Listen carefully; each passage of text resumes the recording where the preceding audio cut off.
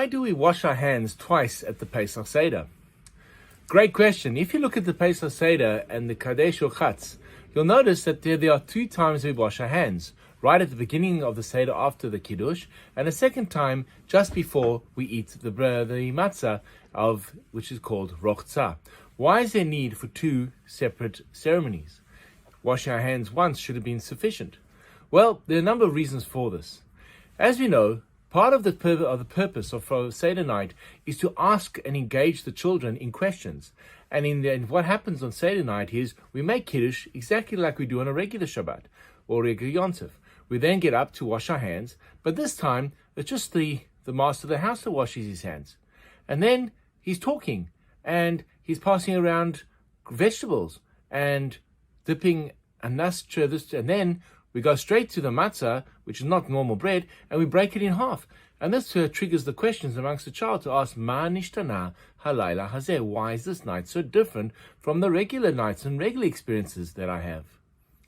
Later on, we do the traditional, after telling the story about what this night is, and about Sipur Yetziat Mitzrayim, the mitzvah of telling the story about how we got out of Egypt, we then go back to the normal routine, which is to wash our hands for bread / matzah, and then start the meal as per normal. So it is the first washing that triggers the question or the strange sight that gets the child asking the question. So that is answer number 1 as to why we have 2 washings. The second reason for the washing is quite fascinating. Normally, the reason why we wash our hands is for 2 parts. Number 1 is to try obviously clean our hands, and to realize that in the same way as when the Kohanim would go into the sanctuary to serve God, they would wash their hands and dedicate their hands in the service of God, so too we wash our hands as a preparation for the dedication, to dedicate ourselves to this meal to Hashem.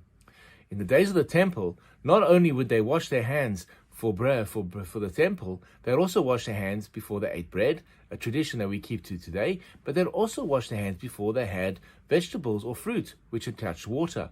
In order to remind us of that time, we wash our hands. And this goes back to another idea which we have at the Pesach Seder, which is to try and reenact or recreate different times in our history when we would celebrate the Seder. And one of the times we certainly did celebrate was during the days of the temple, and in those days you wash your hands before you had a vegetable. So too tonight we wash our hands before we have our vegetables, to trigger the question, remind ourselves of our past, and to start the Seder.